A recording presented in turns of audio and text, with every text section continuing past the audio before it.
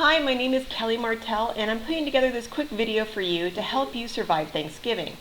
And let's face it, it's a time where we all sit back with friends and family and give thanks over a plethora of food.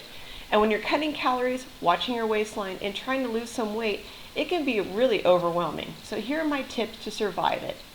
First and foremost, eat something with a good amount of protein and full of fiber about an hour before sitting down to eat your meal. This is when I'd really advocate putting in a meal replacement low-calorie shake like Shakeology. It's full of protein, it's full of fiber, and whole grain carbohydrates, all of which take time to digest and leave you feeling fuller longer, and that way you're also not eating as much. Secondly, if you are going to a family or friend's house, offer to bring a dish. As someone who's putting together the meal this year, I'd really appreciate it. It also gives you the opportunity to be in control of a dish.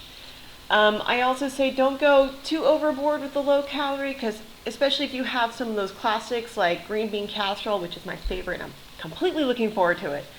It's definitely great to do it a little bit low cal, but I'd say don't take away all the flavor. My other tip is when you do sit down, fill your plate full of healthy vegetables, followed by a good amount of protein, and then you can go a little further back on the carbohydrates, especially if you're going to be partaking in a dessert after the meal. My last tip is water. Just drink a lot of water. It will help flush everything. It'll help reduce the bloatness for the next day, because when you're not used to eating so much, especially a lot of foods with high salt and fat, you will bloat up in the next day or two, which is completely normal. So do not step on the scale the day after Thanksgiving. Trust me, I've made this mistake. Don't do it. And lastly, I think I just said lastly, and I have another tip for you. If you're training hard and you're working out consistently, taking a day off to kick back and indulge will not undo all of our hard work. But just remember to hop back on that wagon the next day.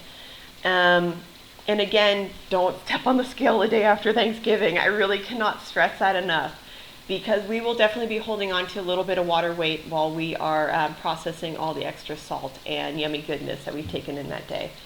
If you have any tips or suggestions that I happen to forget, please feel free to leave them in the comments, because another friend or follower could probably definitely use another tip, especially if it's something that is worthwhile and needs to be repeated. In the meantime, take care, have a great Thanksgiving, and don't sweat it too much. I'm going to be kicking back and indulging a little bit.